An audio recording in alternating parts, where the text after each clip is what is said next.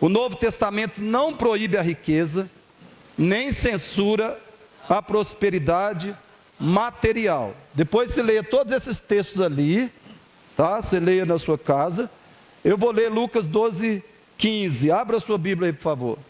Tende cuidado e guardai-vos de toda e qualquer avareza, amor, apego excessivo ao dinheiro, porque a vida de um homem não consiste na abundância dos bens que ele possui. Observe que Jesus não está proibindo que você tenha abundância de bens, né? Jesus está proibindo: não ame os seus bens, não ame o seu dinheiro, né? Guarde-se da avareza, porque a vida de um homem não consiste, né? O que Jesus quer dizer? Dinheiro ou riqueza ou bens materiais não é o sentido da vida. Isso não é o sentido da vida. Não é proibido você ter bens, só que o problema é você fazer disso o centro, a motivação, a alegria da sua vida, fazer disso o seu ídolo, o seu Deus. Vai lá em 1 Timóteo 6, 10 e 17.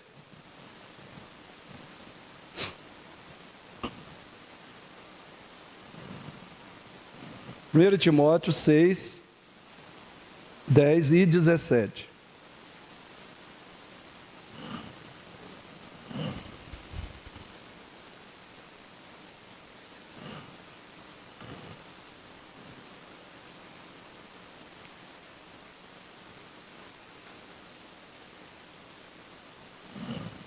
Primeiro Timóteo 6, 10 e 17. Vamos juntos? 10. Porque o amor do dinheiro, não é o dinheiro, o amor do dinheiro é raiz de todos os males. E alguns nessa cobiça, está vendo o amor, a cobiça, não é o dinheiro em si, são os pecados que estão no nosso coração. É o amor do dinheiro, é a cobiça pelo dinheiro, não é o dinheiro. Alguns nessa cobiça se desviaram da fé, e a si mesmos se atormentaram com muitas dores. Agora veja o 17, vamos lá? Exorta aos ricos do presente século. Está vendo que ele não está dizendo assim, exorta os ricos do presente século, que não seja o quê? Não sejam orgulhosos, nem deposita a sua esperança na estabilidade da riqueza, mas em Deus, que tudo nos proporciona ricamente para o nosso aprazimento.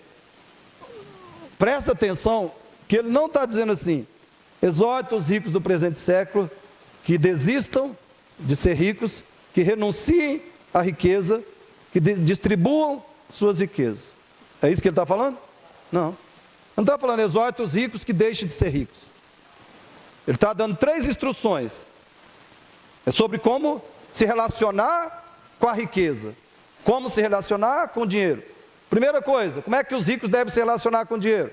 Eles não devem ser orgulhosos. Então, primeiro, que os ricos não sejam orgulhosos, porque essa é a tendência. É muito fácil ficar arrogante, ficar soberbo, porque é rico, porque tem dinheiro. Muito fácil ficar soberbo, arrogante, né, altivo. Segundo, não depositem a sua esperança na estabilidade da riqueza.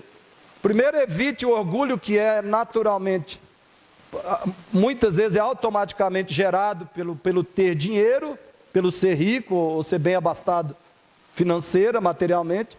Primeiro, evite o orgulho. Segundo, não coloque a sua confiança, a sua segurança na riqueza, porque a riqueza é instável, a riqueza vai acabar, a riqueza não é Deus, né? E terceiro, ele diz que ele não proíbe que os cristãos sejam ricos, porque ele diz que riqueza, se ela é conquistada com trabalho e ética, a riqueza vem de Deus. Ele está dizendo, é uma bênção de Deus. Deus que tudo nos proporciona ricamente para o nosso prazer. Aprazimento aqui é prazer. Então, Deus dá bens materiais aos cristãos, aos seus filhos. Deus lhes dá bens materiais, e muitas vezes Ele dá, para alguns Ele dá ricamente, né? Ele dá muitos bens, para o prazer deles, para a alegria deles, através também dessas coisas, né? Mas a alegria deles, o prazer deles, deve ser Deus, né? Deve ser Deus. E a alegria que eles têm nos bens, deve ser uma alegria de ter recebido a graça de Deus, as dádivas de Deus, na forma de coisas materiais. Então você precisa sempre entender isso, para não achar que ser rico é pecado. Um outro texto, vai lá em Mateus 6, 19 a 21. Ou ser rico, ou prosperar materialmente, a gente não pode pensar que isso é pecado. Mateus 6, 19 a 21.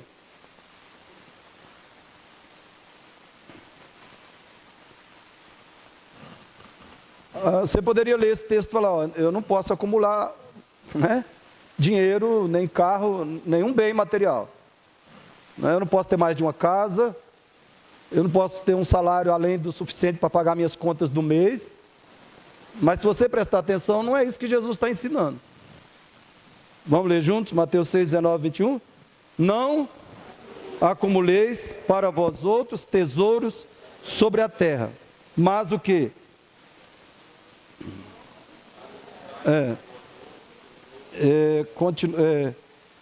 É lá no 20, eu creio, 20, vamos lá? Mas ajuntai para vós outros tesouros no céu, onde traça nem ferrugem corrói, e onde ladrões não escavam nem roubam. Agora ele vai dar a explicação dessas duas ordens. Qual é a explicação, a razão, o motivo? Por quê? Onde está o teu tesouro, aí estará também o teu coração. Então quando ele diz, não acumuleis tesouros sobre a terra, a primeira coisa que ele quer dizer é que essa não pode ser a finalidade da sua vida. Você não deve viver, não deve ser o seu projeto de vida, a sua finalidade de vida, acumular bens terrenos, bens materiais. Se você conquistar bens materiais através, naturalmente, né? Naturalmente, através da ética e do trabalho honesto, beleza, nenhum pecado nisso. Mas a sua finalidade, seu projeto de vida não deve ser a acumulação de bens materiais. Essa é a primeira coisa que Jesus está ensinando. Segundo, ele está dizendo que a sua finalidade, seu projeto de vida, o seu esforço, deve ser por acumular tesouros nos céus. Então, não lute para acumular bens na terra. Não gaste nisso o seu tempo, as suas energias. Não gaste nisso as seus recursos, sua saúde, para acumular bens na terra. Gaste sua energia, seu tempo, sua saúde, se necessário, até mesmo sua saúde. Gaste isso para acumular bens no céu. Essa é a primeira ordem. E por que fazer isso? Porque onde estiver o teu tesouro, estará o teu coração. Então não é pecado você ser rico, não é pecado você ter muitos bens terrenos, dinheiro e outros benefícios, outras propriedades materiais. Mas é pecado primeiro você fazer disso a finalidade e o projeto da sua vida. É pecado você não acumular tesouros no céu, né? Qual deve ser a dedicação? Qual deve ser a devoção da sua vida? Acumular tesouros no céu. Mas tem muita gente que por causa dos tesouros da terra, por causa dos tesouros da terra, o que ele faz? Ele não tem tempo para orar, ele não tem tempo para estudar a Bíblia. Muito menos ele tem tempo para evangelizar. Ele não tem nem o domingo para vir à igreja, quanto mais terça e quinta. Nem o domingo ele pode vir à igreja. Porque ele tem que acumular bens na terra. Esse é o problema. Perde a família para acumular bens na terra. Então a sua dedicação, a sua devoção não deve estar no ajuntamento de tesouros na terra, mas no ajuntamento de tesouros no céu. Então Jesus não pode estar dizendo, não acumuleis tesouros sobre a terra, ele não pode estar dizendo, não acumuleis, literalmente. Senão ele estava proibindo qualquer um de nós de ser rico. E nós vimos o mandamento de 1 Timóteo, que os ricos não são proibidos de ser ricos. Né? Então nós vamos interpretar direito esse versículo, como já expliquei. Agora escute bem, grave isso aqui. Estamos em pecado, caso o nosso coração esteja devotado ao processo de acumulação ou manutenção de bens terrenos. Veja o Salmo 62:10, onde ele diz, se as vossas riquezas aumentam, não ponhais nelas o coração. Se as vossas riquezas, está vendo? A Bíblia não proíbe que você, pelo trabalho e pela ética, pela prática da justiça, aumente suas riquezas. Né? A Bíblia proíbe que você ame as riquezas. Entretanto, trabalho honesto, moderado e capitalização natural não são em si mesmos pecados. Ao contrário, são dádivas de Deus para o nosso prazer, 1 Timóteo 6,17b, para o investimento em sua obra, 1 Coríntios 16:2, e para o socorro aos necessitados, Efésios 4:28. Então, quanto mais bens materiais os crentes tiverem, glória a Deus. Mais prazer físico, material, eles terão. E isso não é pecado. Prazer em si mesmo não é um pecado. Né? Senão, Deus proibiria o Jardel de ficar tomando Coca-Cola todo dia. Né? Né? Proibiria. Se prazer fosse pecado, né? Muita gente aí já estava morto.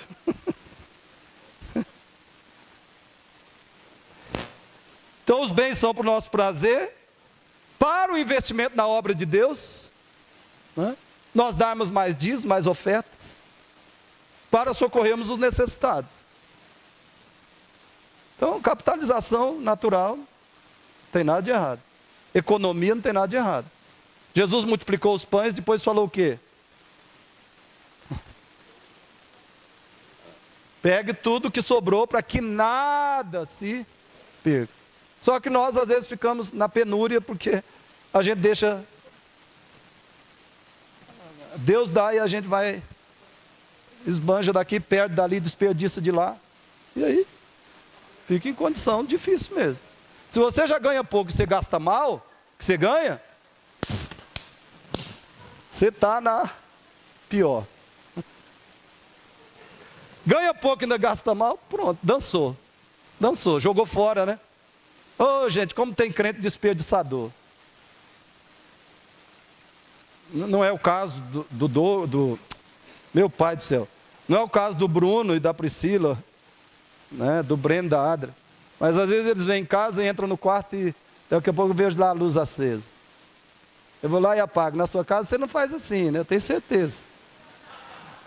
Na sua casa você não deixa a lâmpada acesa, à toa. Né? Mas isso aí é nada diante do que alguns de nós desperdiçam. É nada.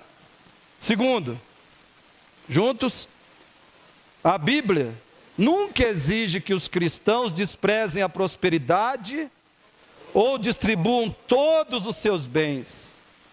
Nem autoriza o Estado a socializar os meios de produção. Pois você lê esses textos.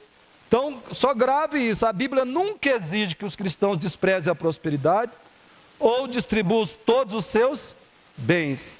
E a Bíblia também não autoriza o Estado a socializar os meios de produção. Escute bem, heresia. Isso que você vai ouvir agora é heresia. Ser cristão consiste em prosperar materialmente. É heresia ou não? Ser cristão consiste em prosperar materialmente. É o que dizem os teólogos da prosperidade. Se você é cristão, você tem que prosperar. Uma coisa é dependente da outra, né? Uma coisa é resultado automático da outra. Verdade. O que é verdade contra essa heresia? A prosperidade baseada em ética e trabalho moderado é boa e espiritual.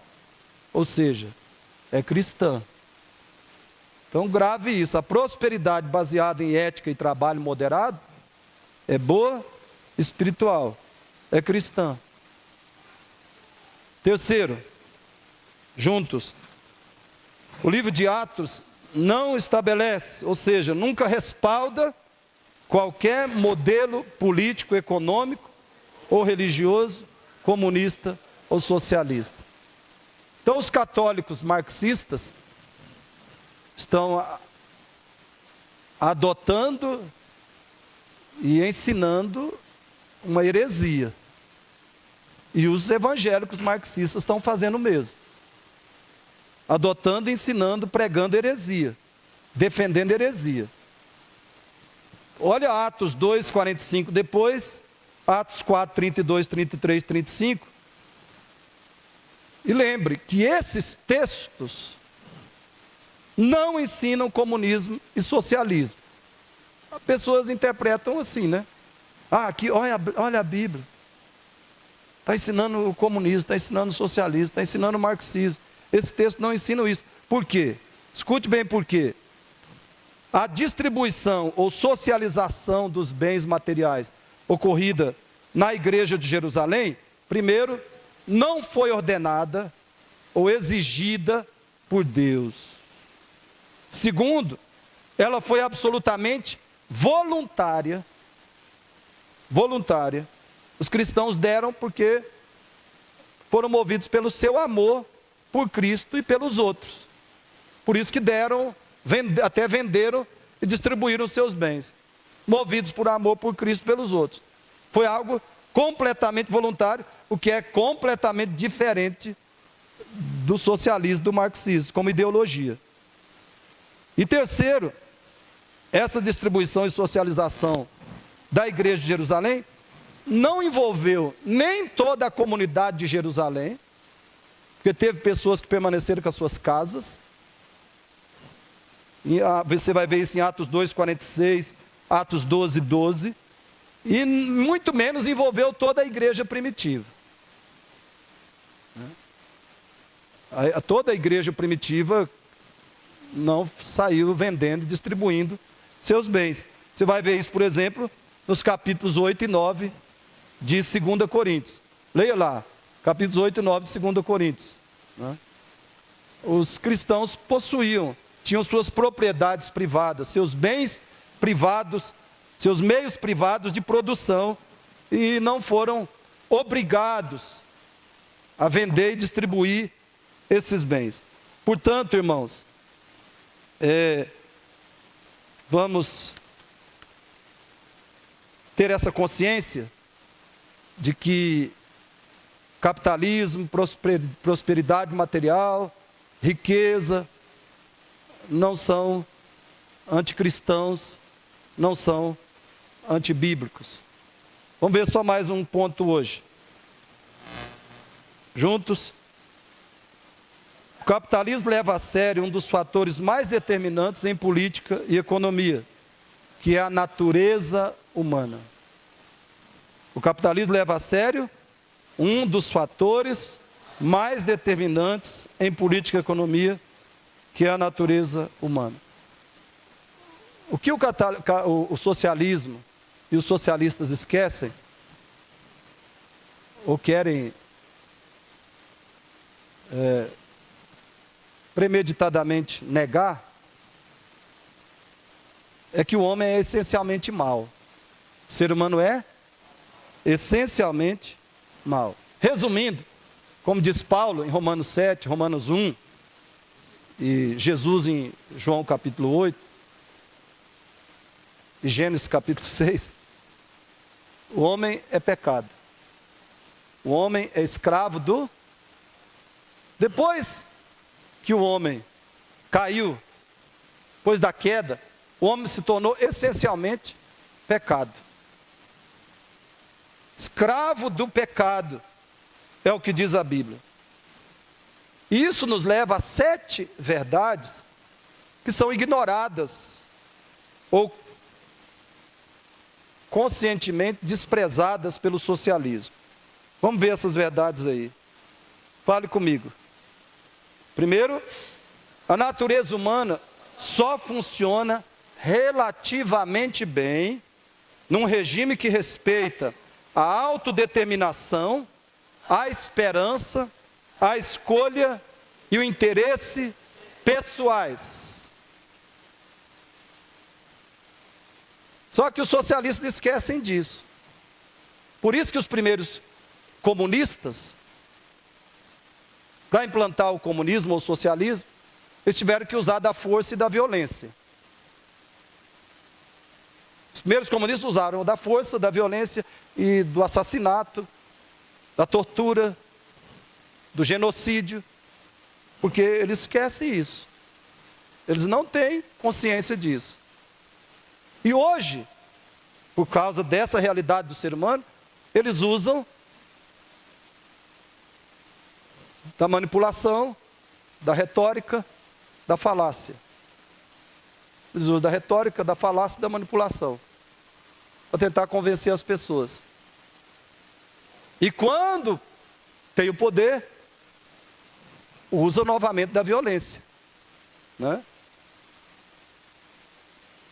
Não sei se você sabe, mas comunista não trabalha com razão, lógica, fatos. Nem mesmo com a história eles trabalham, senão não seriam mais comunistas. Eles não trabalham com fatos, razão, com lógica. Até a história eles desprezam. Porque tem que fazer isso. E eles têm que fazer isso porque a natureza humana é o maior impedimento da implementação do socialismo ou do comunismo em qualquer das suas formas, principalmente no aspecto econômico. 2, vamos lá, 2, desculpe, irmão, eu tenho que concluir, tá? 2, vamos lá.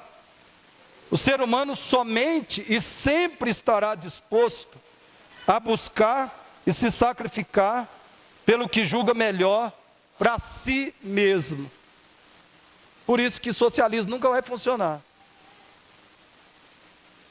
Qual é um aspecto central do capitalismo? Liberdade. Por quê? Por que o capitalismo funciona? Porque o ser humano somente sempre estará disposto a buscar e se sacrificar pelo que julga melhor para si mesmo. Então, os ideólogos liberais e conservadores utilizam da razão, da lógica, dos fatos e da persuasão. É com isso que eles trabalham. Porque o ser humano só busca o que é melhor para si mesmo. O que ele tem consciência que será melhor para ele. Terceiro, juntos, egoísmo e ganância não são problemas inerentes a um sistema econômico, mas ao ser humano. Por isso, em quarto lugar, fale comigo, o poder político concentrado multiplica o egoísmo e ganância que se manifestam em corrupção, brutalidade e assassinatos. No Brasil, nós só temos a corrupção por enquanto. Mas a hora que o socialismo se instalar assim, com plenitude, né? Vai começar a brutalidade, os assassinatos, né? As prisões arbitrárias, todo tipo de perseguição. Porque o socialismo, ele entra em choque completo com a natureza humana. Então, todo poder político concentrado multiplica o egoísmo e a ganância, e isso vai gerar corrupção, brutalidade e assassinatos. Quinto lugar, juntos, retirar o poder de autorrealização das pessoas multiplica várias vezes outros de seus problemas morais. Que?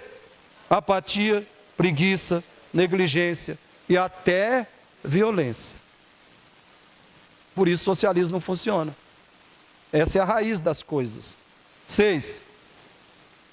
Pelo fato de ser centrado na liberdade individual, o capitalismo atenua a maldade e potencializa a bondade humana. Então, pelo fato do capitalismo ser centrado em liberdade pessoal, individual, ele atenua a maldade humana e multiplica as possibilidades da bondade que há ainda, graças a Deus, no ser humano. E por último, o socialismo não minimiza a ganância e o egoísmo humanos, pelo contrário, propicia as condições para que eles se tornem mais destrutivos. O socialismo não tira do homem a ganância, o egoísmo, a tendência de usar o poder de modo autoritário, injusto.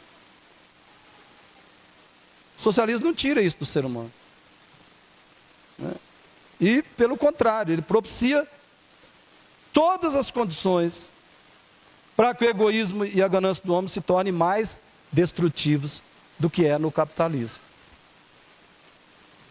Então, se você considerar só a natureza humana, não dá para ser socialista, não dá para ser comunista. Não funciona. Não funciona por causa do que o ser humano é. É isso que a gente tem que saber. Leia comigo só esses 4 pontos aí, não vai dar para explicar nada. 4. Propriedade privada é um direito natural que, quando usurpado, produz inércia e progressiva decadência pessoal, social e nacional. 5. Não é sinônimo de avareza, egoísmo e materialismo. Interesse próprio não é sinônimo de avareza, egoísmo e materialismo. 6. O capitalismo é o sistema que detém a chave mestra da prosperidade econômica, a liberdade individual. E 7. Capitalismo é igual ao Estado mínimo, que é igual ao imposto mínimo, que é igual ao crescimento econômico. Feche seus olhos, vamos orar. Acabou o tempo, então temos que parar.